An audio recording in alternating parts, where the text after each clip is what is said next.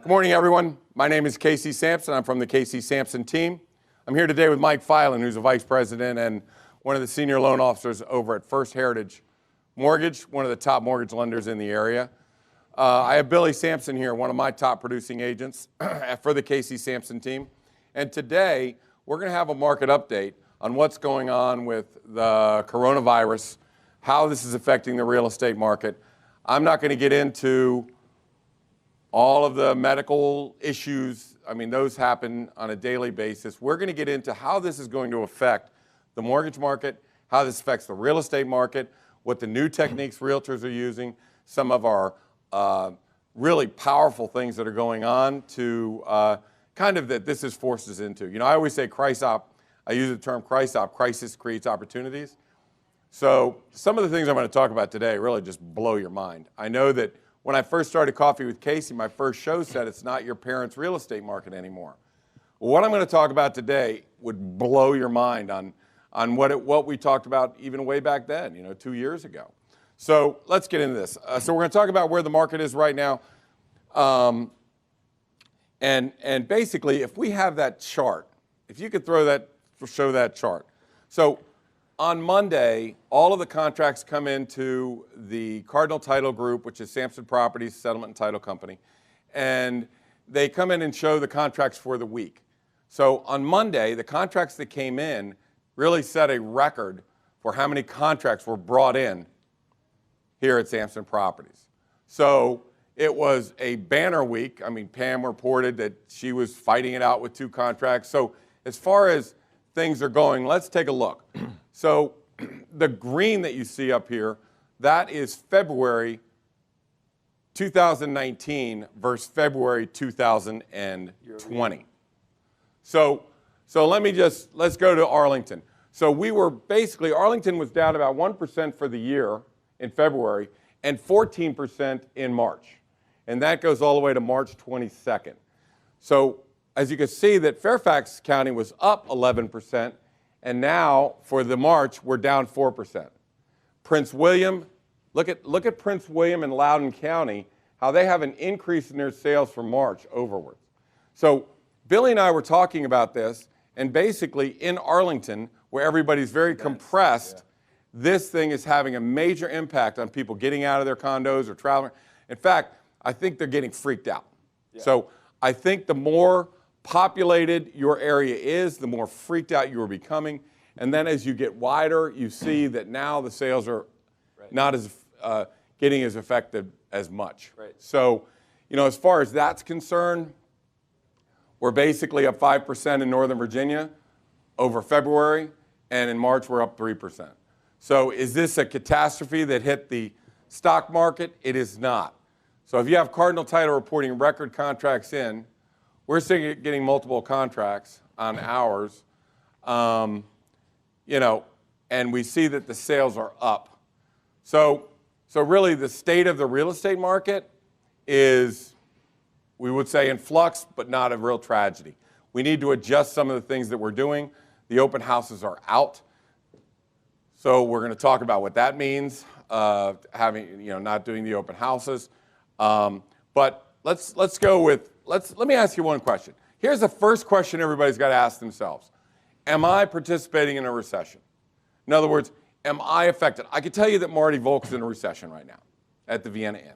I could tell you that people that own restaurants are in a recession. Some of them may call it a depression. Why? They got to pay rent. They got to pay employees. What are you going to do? You cut me off. You know, my business is down 80 or 90%, and they are in shock, okay? So they are participating in a recession. It's a depression for some of them, okay? But 9 out of 10 of the major corporations in the Washington metropolitan area, it is not affecting and will not affect. These are people that work for Inova Hospital, for MedStar, for, you know, Leidos, Capital One, General Dynamics, University of Maryland, all the public schools, all the government people. You know, so there are a lot of people that this is not affecting. So although sometimes, you know, they say that when your neighbor loses their job, you're in a recession, and when you lose a job, you're in a depression. Right? For some people, this is a medical scare and an inconvenience that I can't go out to my nice restaurant. And you have to ask yourself, what percentage of the people are in a depression, recession, or basically scared and inconvenienced right now? So I think that the answer is that a lot of people still have to buy houses. They still have to go out. There are sellers that have pulled their house off the market because they don't want people coming through their house. So what that's done is it's driven the inventory down. So if the inventory goes down, that's the problem that's starting this already, okay? So my major concern was last month. My major concern was we had 41 contracts that came in on a listing. We had 12 contracts coming in on this listing, 10 contracts coming in on that listing. And I'm listing them at appraised value. And I mean, we had one house went up $100,000. Now that scares me, okay? Because I've lived through, you guys are too young, but I've lived through, inflation. I've lived through 17% interest rates. So it concerns me when the market is too hot. So what this is a bucket of cold water is thrown on the market, at least a portion of the market, it is thrown cold water on. Is it going to kill the market? No. Is it going to, does it mean we have to operate in different ways? The answer is yes. So the major component of the real estate market is financing. Can we get financing? And in 2008, the answer was no. And in fact, I was shocked watching 60 Minutes the other night when the president of the Fed in Minnesota said, yeah, we made a mistake in 2008. We shut down the financing. We made the financing available to a very few that really didn't need it. And the small business owners were totally ignored. Right. They were totally thrown out. And he said, we're not going to do that this time because when you throw out all those small businesses and all their employees, it took them forever to get going again. It took them 10 years, he said. It took them 10 years. So this is a little bit different. This Fed chairman stood up and said, obviously they're throwing $1 trillion or $1.7 trillion out at them. We're going to make sure the mortgage markets are liquid. We're going to make sure the money is available. We're going to make sure the interest rates are down. And it was comforting to an extent. So how you're sitting here every day watching the bonds jump up and down. Give me your assessment of this crazy market we got. So you touched on a little bit the last couple of weeks how there was some volatility and instability. And several weeks ago, rates were extremely low, in the low threes. Right. A week and a half ago, we had a lot of volatility where rates were shooting up and down from mid threes to close to 5%. Right. As you had said, the Fed is now as a former mortgage banker. Right. It's a big swing. That freaks you out. That's a big swing. 150 basis points, 100 freaks you out when it goes up. And you were a lender too. We were all lenders. So go ahead. Yeah. So that we had huge swings, and from 3.5 to almost 5%. I mean, that's a full 1.5%. That's the kind of swing that could take a year or two to happen, and that was happening in a day. Well, over the last week, the Fed has stepped in and has started stabilizing rates in both treasuries as well as mortgage-backed securities. So every day, the Federal Reserve is in buying up lots of mortgage bonds and lots of treasuries to help keep rates stable and to keep them low, to force them lower. Right. A lot of the stuff that's been in the news lately is maybe there'll be a check for $1,000 a month coming out to some people in several weeks, or maybe several whenever they get around to it. Sure, yeah, sure. Yeah. And that's a great form of stimulus. Yeah. But low interest rates are a fantastic form of stimulus, really. So, everybody's credit card payments are going down. Everybody's student loan payments, their auto loans could go down with all of these rates being pushed lower by the Fed, as well as mortgage rates. It's a big stimulus where people can save money in every aspect of their borrowing. Right. And one more thing, over the last week, rates have stabilized. Okay. So where are they right now? Where's a 30-year fixed mortgage at right now? Yeah, 30-year fixed now is back in the low threes. I'd say 3.5, maybe to 3.25. So Right. we're in great shape. Now let's talk about, and this is a requirement for us, Billy, when we take these listings in, people will come in, because of the volatility in this. When you're doing a contract, then we're forcing the buyers to lock it in. Sure. Don't be fishing around and then all of a sudden have your interest rate go from 3.25 to 4% and then kick out the contract because you didn't lock it in. So we're requiring that when a buyer comes in, not only do they have a lender that they can depend on, one of the big correspondent lenders like First Heritage, we're requiring that they lock that in. Excellent. And we want to know, where are your funds coming from? In other words, are you relying on borrowing against your 401k, which may or may not be there, when the time comes?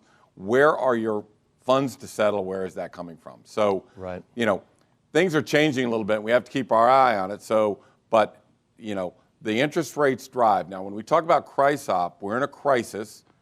Some people are going through, we see it every day on TV, they're going through a depression because they can't get to work, they can't open their restaurant. But those 9 out of 10 big, large corporations, those people that are not participating in the recession, they see opportunities when the interest rates go down. Absolutely. That's when they start to make their move. Absolutely. So let's switch over to, and it's interesting, Billy, because when I first talked to you, I thought you were going to jump off a building or something, because you deal with a lot of 30-somethings that are coming out of Arlington or buying around in Arlington, and your mood was not good. No. I think January and February was crazy. Yeah. So I was out. I mean, I was showing 4 or 5 properties a day. Literally, I ratified a contract on New Year's. So it was crazy, right? Yeah. And now everything kind of grinds to a stop on the showing side. In Arlington, just because my demographic in Arlington, people are taking this very seriously. Now you know why. It's condensed. Yeah. Right. If you live in a condo or an apartment building, there's 1,000 people that you live with, that you're stacked on top of. Right. So I think it's a little bit different in Arlington as it is out in Loudoun, where you're more dispersed. But yeah, whenever I was talking, I was like, I don't got anything to do. Like, I'm used to showing. He was so depressing. He was like, Billy, I don't think you can come on the show tomorrow. I think you need to see a therapist or something. Nah, and also, the market was down a little bit yesterday, but it's back up 8 points today, so that's good. Yeah. But yeah, anyways, I think it's a great time to buy. In January and February, a lot of people were losing out on contracts because there was 20, 30 contracts being submitted. I mean, now, only the serious buyers are out. So the people that lost out on a contract in January and February, it's a great time to circle back. Right. Absolutely. Left on the market. Did I just do something? No? Oh, okay, I thought I heard myself. No. Anyways, to circle back, and like you said, it's a CRISOP, right? So there's opportunities out there to buy right now. I think there is. We look at it, and I do the predictive analysis, which I'm going to talk about here in a second, and I can see that where I would normally predict 12 to 15 contracts coming in, I can predict 3 or 4, right, or 5. So I want to talk about the predictive analysis and all, but I asked you to call up all the agents at the Casey Samson Team, and again, we'll talk with everybody at our meeting today. And you talked to Pam and Pat and everybody else, and got a kind of an opinion from them that their buyers are still in. Yeah, buyers are still in. Which are dealing out here. Yeah. So buyers are still in. One of our alt agents, like you said, she's battling in multiple contract situations right now. All weekend. Another one of our alt agents, Morgan. Hi, Morgan. She said that one of her clients she hadn't talked to in a year, and all of a sudden he's like, "Hey, now's the time to go out and buy. Like, I'm ready to go buy." Yeah. I was also reading an article in February. I think year over year, the pre-approvals were up like 10 to 17%. Right. So I mean, like you said, this is not 2008 where the banks are closing and the financing is closing. They're actually opening it up and having the flexibility to. The pre-quals are the big deal, right? Because that's the precursor of, do we have people coming out or not? Yeah. Absolutely. So we've got all our people pre-qualed. Are you seeing more pre-qual people in? I am. Yeah. You are? Yeah, still seeing a lot of pre-quals. One of the things that I wanted to touch on real quick was you had mentioned 2008 and the Fed, how they had slimmed things down as far as the actual available closer buying than pool. 6 feet? Oh, sorry, no, that's good. I promised my wife, I could come do this if I stayed 6 feet away from everybody. So, no high fives on camera, guys. That's right, virtual. Yeah. But where the Fed and Fannie Mae and Freddie Mac had kind of tightened up their lending requirements, Right. we're seeing a lot of things opening up right now. Right. And we have a lot of 100% financing programs, Right. or even up to $1.5 million, 90% financing is available. Wow. So one of the things, people are a little concerned that, all right, temporarily the stock market has come down some. I don't want to sell as much of my stocks to put a big down payment down. Right.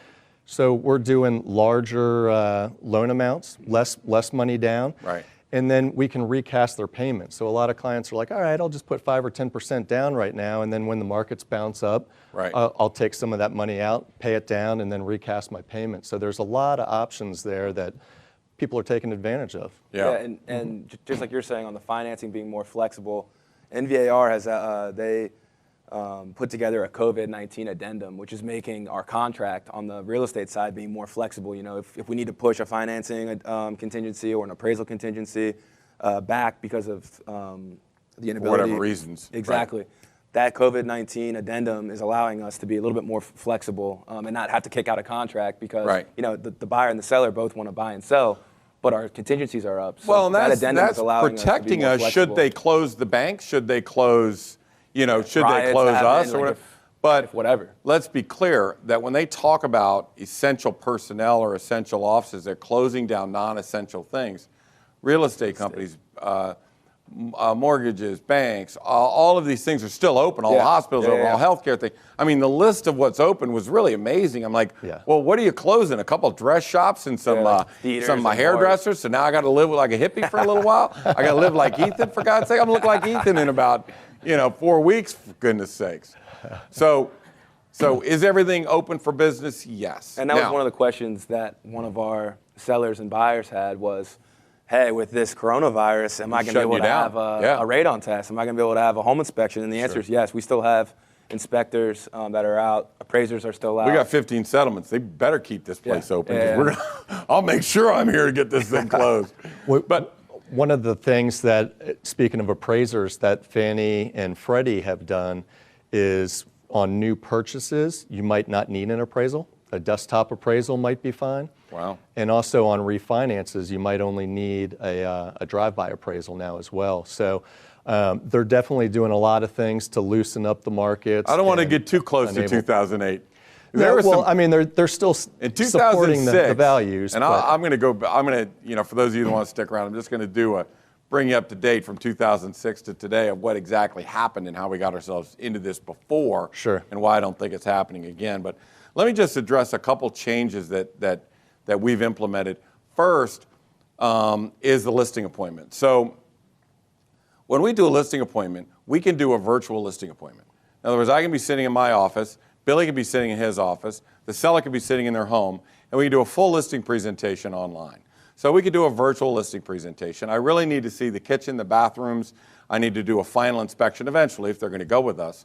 I'll do the final inspection, we'll do a to-do list, and then we'll start working things out. But we don't have to go to somebody's house. We don't have to walk into somebody's house if they're uncomfortable with that. We can do a virtual listing presentation, which really worked out fine. In fact, I might like it because you could do a virtual listing appointment from pretty much anywhere.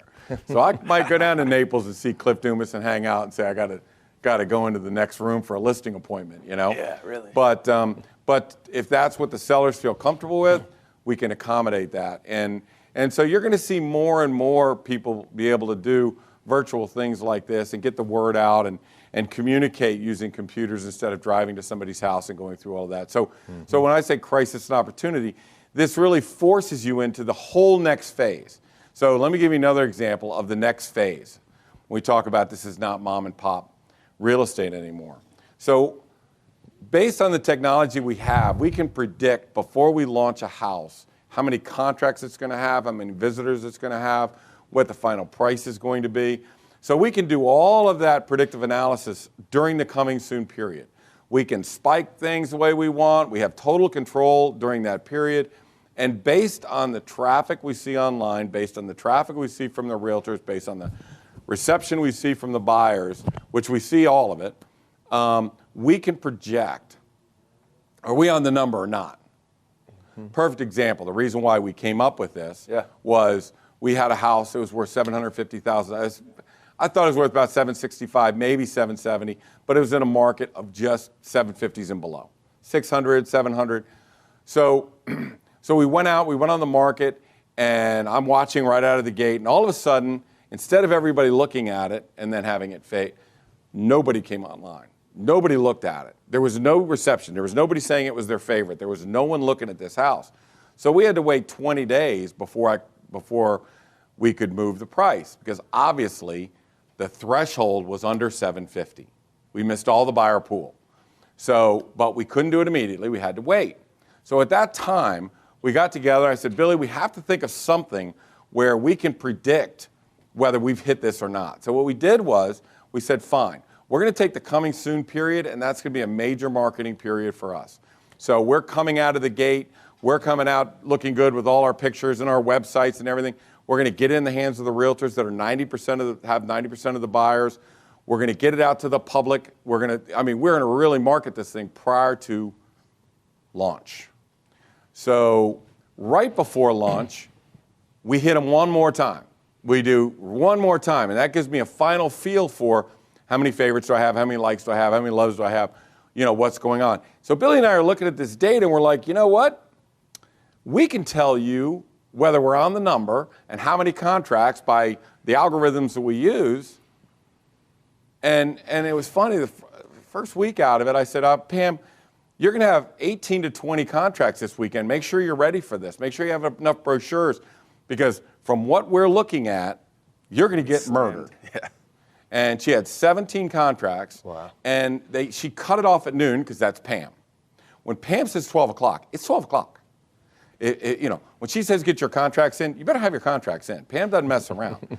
So I said, Pam, if you left it open for just another hour or two, I think we would have hit our number of 18 to 20, But how does that help us now? Well, let's say that we have a house and we're getting ready to launch that house, and it's not a slam dunk. It's not a slam dunk. It's not the most beautiful house of all time. It's not in the right price range or school district or whatever. So we market the heck out of it in the coming soon, and all of a sudden we see it's not getting any reception. Nobody likes it. And so we're not going to launch the house and have it fall flat on its face. So if the virus is for whatever reason shutting down one market, and we look at it and say you're just not getting any reception at this price, we can tell the seller beforehand, we just need to defer. Mm-hmm. We need to wait. We need to not go on the market yet. We haven't gone on, so we don't have to come off. We haven't gone on yet. So we can actually advise the seller that we're good to go. You should have 4 to 8 contracts. You should have this kind of traffic. We're on the number. We know we're on the number, and we know the buyers are out there. So in this time of unpredictability, is there anyone out there? We already know. So I think that the two major things that this crisis has really brought out is the ability to predict whether your market is still there before you launch, and the ability to meet with sellers, look at their house, do the presentations, and go all that before we even walk in the house. And that's one of the things where when you have, young, bright, people on your team, and with Billy and Kelly and Colby and Pat and Pam and Kelly, these things just, how do we do this and how do we do that? Michelle, our communication director, is sitting there, and she calls me up and goes, yeah, you're going to be doing Zoom from now on. I said, what are you talking about doing Zoom? Well, Morgan is terrified. I'm 62. I got asthma. You're going to die, and all that. And she, rightly so, she's concerned, and she's more concerned than I am. I'm a Marine and a football coach. I don't have a lot of concern about a lot of stuff. So, but Michelle said, yeah, here's what we're going to do. You're going to do virtual listing appointments. You're going to be on Zoom. I'm going to arrange the whole thing. You're going to be able to give them your entire listing presentation online, which is probably easier for me. And she said, yeah, this is the way we're going to do it. Well, Blew your mind. Jesus, what are you talking about, So when you see things that the Casey Samson team does, the predictive analysis, the virtual onlines, I mean, we launched 25 houses and 22 of them went under contract like that. Well, that's not an accident. This is, only 40% of the houses out there are under contract. 60% are not under contract. So this is not a slam dunk. I mean, if you're going to operate in a market like this, you better be operating with a professional.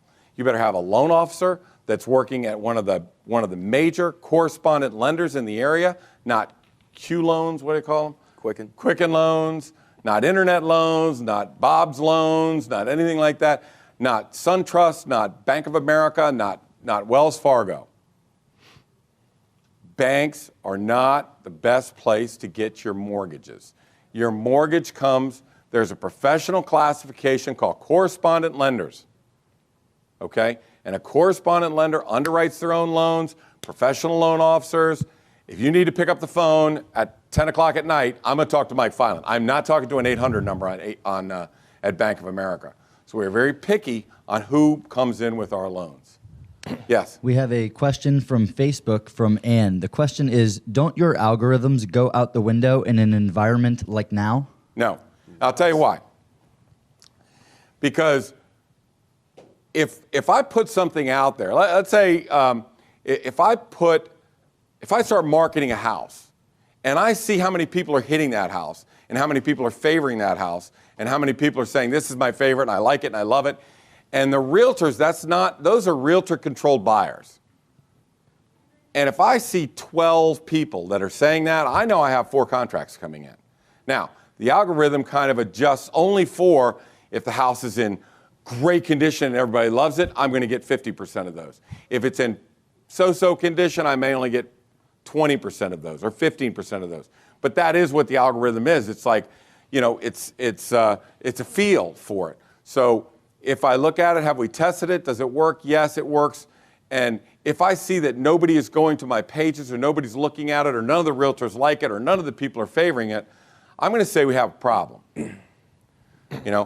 If I could predict the future, then I should be in Wall Street, I guess. I should be making more money than this, right? I mean, I'd make more money. And I would say that right now we need to trust our algorithm and look at the data even more because there's an unknown right now. There's a Corona.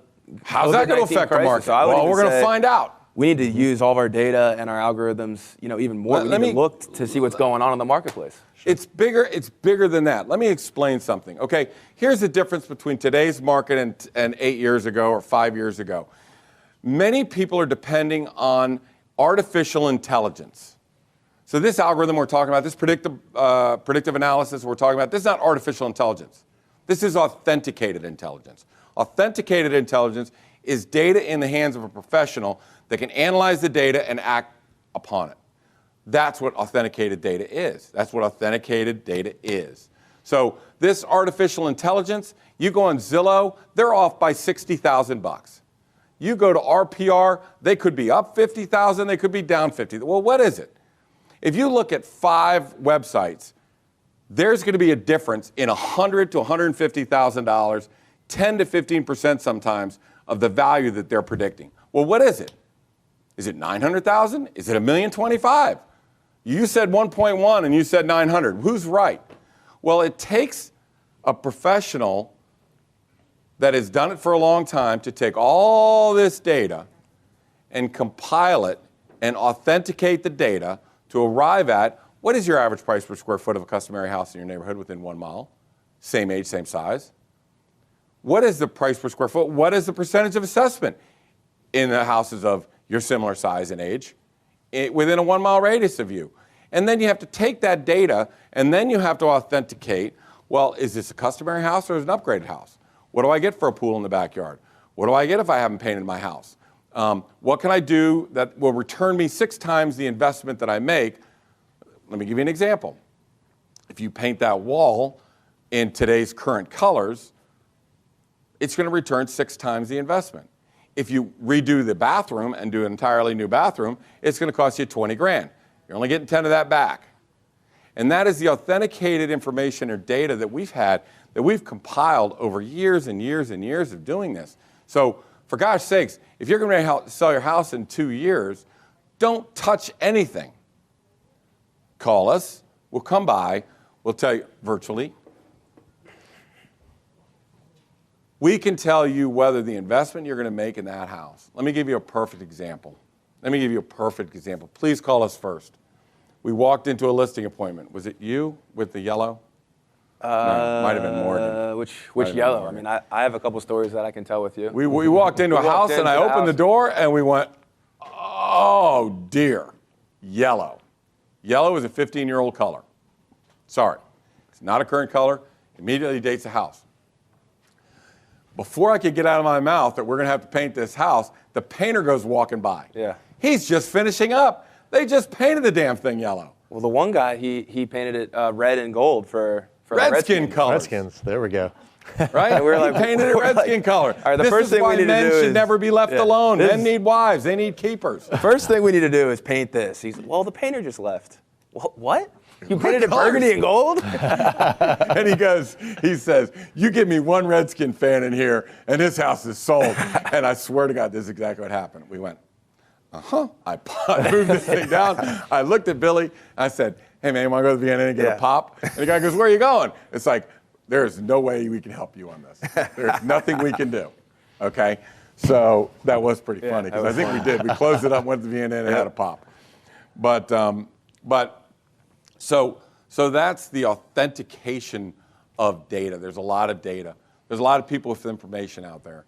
And I'll have a seller say, well, this agent told me this. I say immediately, could you just send me their MRIS number so you can just run? Well, if they do 2 houses in 2 years, then I can't put a lot of credibility in what their analysis is or the way they authenticate the data.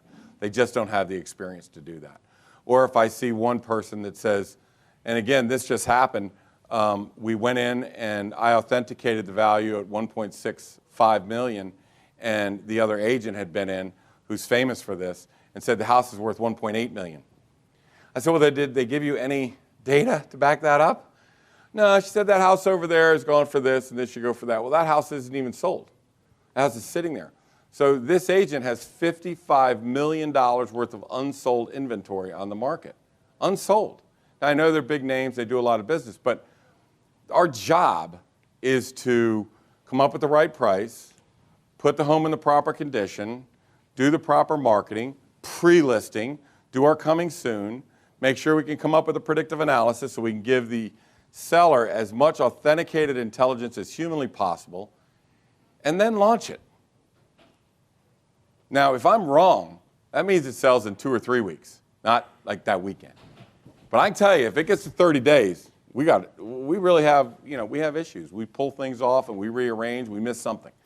So it's not perfect, but all you're trying to do is be very, very good at what you do. So let me just, for those of you that were here, if you want to take off and you're done and tired of this, let me just give you a quick update. Because in order to understand where we are or where we're headed, you need to know where we've been. And I'm not going to go back too far. I'm not going to go back in the 70s and 80s and get old on your ass. But I'm going to take it back to 2008, 2006 and 7, where money was flush. And I do blame the Fed. I blame the Fed all the way. They knew or should have known. The big banks, they were coming up with all these mortgage-backed securities. Moody's and Standard & Poor's was supposed to be rating mortgage-backed securities. They take your mortgage, they put it in a big pool, they rate it, and they sell it. So they started cutting these things up into what's called tranches. And they would take these junk mortgages, and they would put it in a tranche, and they would get it rated by Moody's and Standard & Poor's. And the thing that scared me the most was on 60 Minutes, when they interviewed Moody's, Moody's said, well, we have to give them a AAA rating. If we don't give it to them, Standard & Poor's will. And there's a huge commission on this. And at that point, I realized we are in some real deep shit. Mm-hmm. Because the people that are supposed to be safeguarding the money, the mortgages, the security, the investments of our country said that. And that was scary. So what happens? We go into this massive crisis where the loans are going to go into default, the pools are going down, we have a horrible situation in our hands, the banks are weak, the banks are going down. So what does the Fed do? So you have this, what I call the protected class. W-2 employees that work for big companies, they're going to get paid no matter what. their federal employee, their government, their military, or whatever. You're not going to go through a recession. You are what's called the bedrock. And then the next layer over the bedrock is the business community, the entrepreneurs, the people that go out and hire people, men and women that open stores, open buildings, come up with ideas. Danny Samsons, Marty Volks, they create jobs for everybody.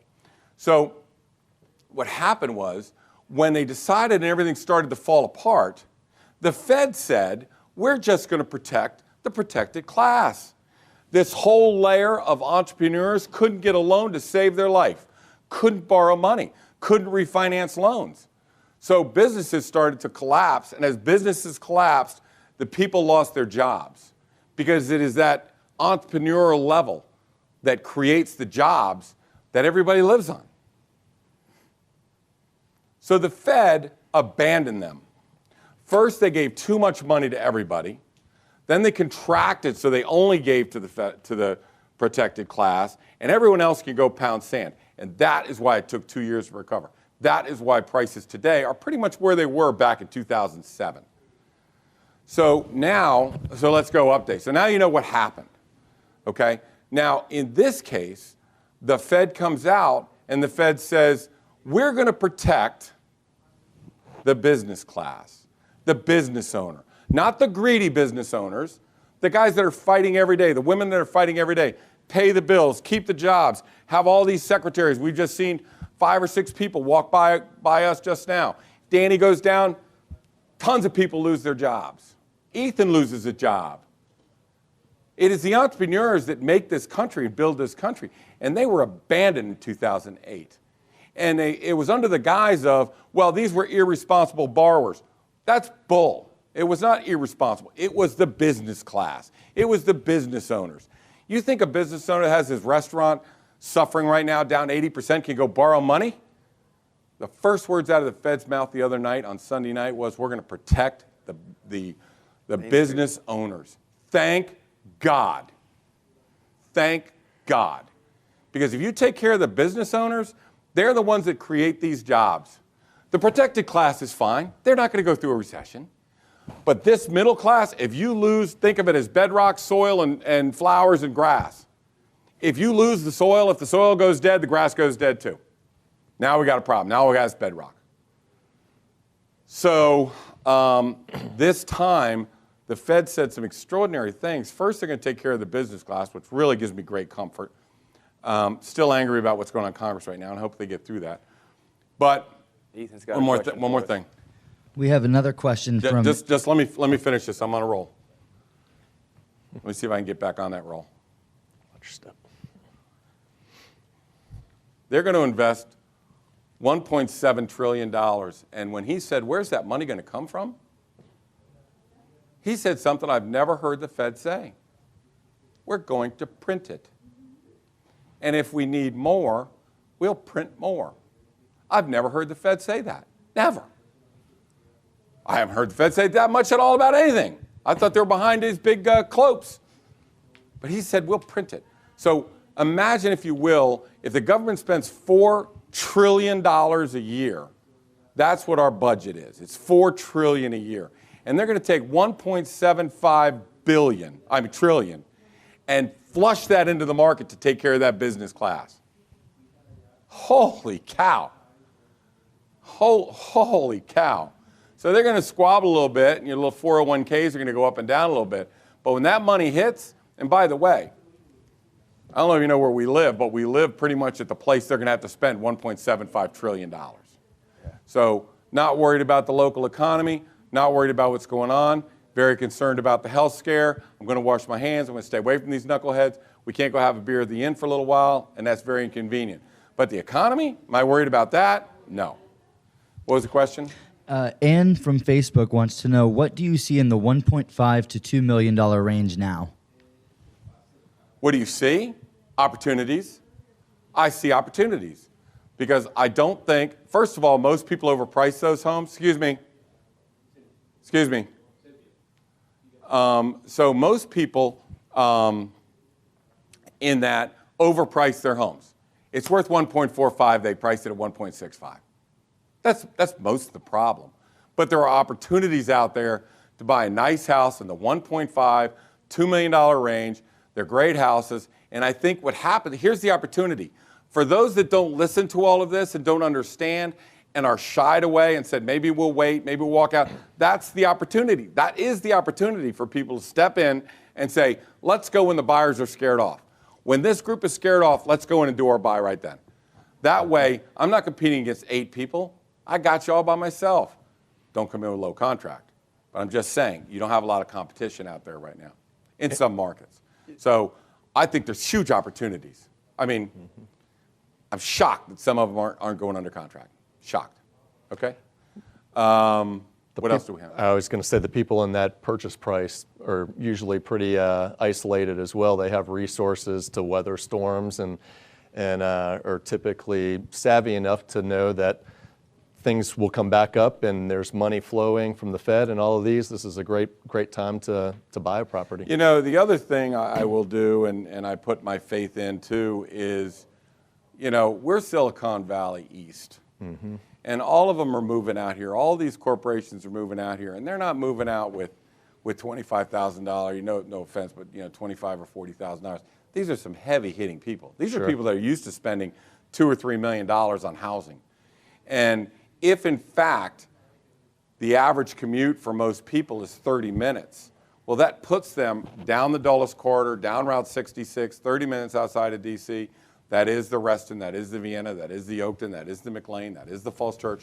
So these are the areas. Now we're seeing some stuff in Falls Church where we put a house on the market and it went off at $750,000. That's what its appraised value is, $750,000. It sold for $850,000. So that wave from Arlington is coming. I know it's scary right now with this, but I'm telling you, it's coming. And I think the reason why this is so low is I think your inventory is down in Arlington too. People don't want to sell, they're going to hold on. So I think your inventory is very limited. Well, you have 5 buyers and can't find a place to live, can't you? More than that. So this is not consumer confidence. Yeah. This is people holding on to their properties. Right. This is lack of inventory. Right. That's what drives that. Yep. Hope that answered your question. Do we have anything else? Bobby, you have anything you need to add in? You good? Just hear from some good, solid knowledge? All right, so this is no place to list your house with your aunt, your uncle, your person that's just getting started out, a friend, somebody you have bridge with. This is a place for professional realtors that price houses correctly, could put it in the proper condition, that market it right, they could do a predictive analysis. If you need, meet with them online, meet with them online. And this is not a place to use Quicken Loans. This is not a market to use Bank of America or Wells Fargo. This is a market where if you bring a listing in or you bring a buyer into our house, we're going to want them to be one of these kind of lenders. And let me tell you why. We had a house the other day. In fact, it went to settlement at 11:30 today. They called us up last week and said, we're going to need $13,000 seller concession. I said, you're going to need a $13,000 seller concession, huh? Okay. Well, they were with one of the reputable lenders, and the lender had already sent us over a clear to close. Well, what do you need your $13,000 for? Well, their 401k went down. It's like, what's your point? I have a clear to close. That means you're clear to close. That means they have all the assets and income that you need to settle on that house. So there is no reason for you to get that. So when you're dealing with a reputable lender, you can call up that lender and you can get the feedback of, in fact, Billy made this the other day, that when we get a contract in, we're calling the lenders. Where's your income? Do you have it? Do you have this? Do you have that? So we're much more thoughtful about where is your down payment coming from. Is it coming from a 401k? Are you borrowing against that? Because that might not be here next week. So we need to know where the assets are. We need to follow the trail of the money. Is it sitting in a bank account? Is it just getting 2% interest in some safe bank account? Or have you got it rolling in the stock market and you're going to pull it out when the time comes? And they just validated you've got liquid assets. Because those liquid assets may not be liquid when it comes time to sell our house. Or not be there. Huh? Or not be there. Right, disappear. Yeah. All right. So if that's it, we're going to conclude today. Here comes one of the top closing men in the business, Michael. Sir Casey, would you ask Mike straight up? Say Mike is the lender of that buyer. Yes. Would you ask him straight up, so you're willing to go on the record and say that I don't need him to go on the record. I have it clear to close. Right, but let's say you don't. Would you go to the lender and say, oh, sorry. Would you, if you didn't have a Audience clear to member has a close question. from lender A, whatever, Yeah. could you go to that lender and say, does this make it so they don't qualify? Well, let me That lender may be scared about it. Let me be clear on what I'm talking about doing now, moving forward. Okay, when a contract comes in, I want proof of his assets. Right. I want to know where the money's coming from. I need that proof. If I'm going to accept this, you got it. I need that. So when the time comes, if somebody wants to try something funny with my seller, I've already had somebody ask for $13,000 back, and I had somebody ask for $25,000 back. So is that a new protocol we really need to work on a little bit more carefully? Absolutely. So moving forward, right now we'll do the best we can and fend off any issues that we've got. But moving forward, I'm going to want to see your proof of assets. I want to know where it's coming from. Yeah. We have another Facebook question from Cameron Stevenson. Virtual showings help minimize contamination to a seller's home and to agents, but are a risky basis for a buyer to make an offer. Are there ways/contingencies to reduce this risk for buyers? The answer is no. Walking in virtually, you can't get the feel for it. You can't get the spatial things for it. You know, we stopped doing that a long time ago because the pictures you're looking at are not high quality pictures. If you take a fusion photography picture and you take the stuff that we do, there's not even a contest. So, I mean, this is as brilliant as you're ever going to see that living room. And the best you can do is the buyers with a realtor, they use FaceTime. we use FaceTime, or we make sure that everybody's clean and that everybody's got hand sanitizers. Both before we're wiping off doorknobs, we're being extremely careful when we walk in that house. I think this is not just a group of guys walking in the house and touching everything. These are under the supervision of a realtor that knows the protocol when we're talking about cleaning a house. Go ahead. I think Cameron is asking, will the virtual, like if I'm a realtor and I have the buyers on FaceTime and I walk through the house virtually for them, we might see that more, and some agents are doing virtual open houses. But yeah, I mean, it's going to be hard for the buyers who are in Chantilly. If they're looking at a house in Vienna, they're not going to really get a feel for it. So yes, we will see that more often. But that's where you're going to live, so you still need to be in the home. And we do that a lot. I mean, we see that a lot for overseas buyers and people. Yeah. But Buying really, out of when town all as is said and come, if somebody's just seen the house virtually like that, we won't accept the contract because they're going to walk in and go, oh, this just something's not right. It doesn't smell right. I don't like the hallway. I don't like the people in the thing. I don't like the parking. I don't like this. I don't like that. You really need to come in, see, touch, and feel it. So, and I think that we can all be careful enough that that's just going to happen. Now, by shutting down the open houses, we don't know who's walking in that door, right? So I don't know who's walking in the door.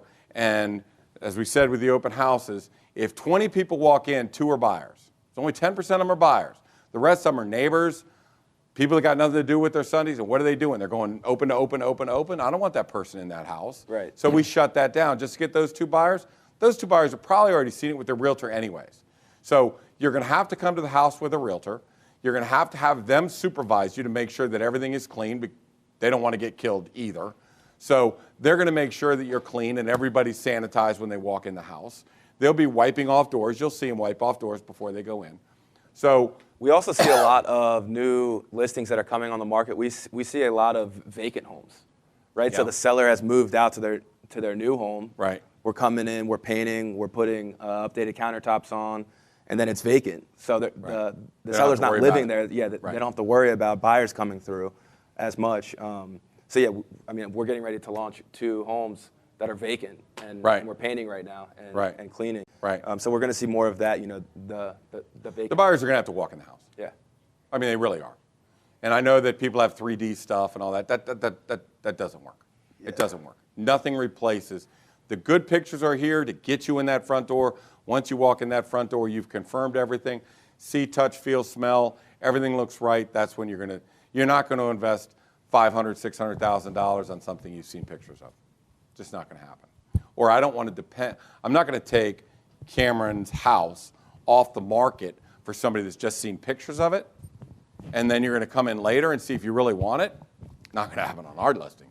It's a disservice to your sellers. Right, because if your listing comes on the market and you take it off because it goes under contract, and then all of a sudden Ethan shows up and he comes in and goes, this smells funny, or I don't like the lobby, or I don't like the parking, I don't like this, I don't like the traffic, I don't like, there's something I don't like about it. And he kicks that contract out, we go back on the market as damaged goods. That could cost my seller $25,000 because they're going, oh, failed your home inspection, did you? Something's wrong with the house, did it? So now we're tagged as something's wrong with the house. We never want to go back on the market.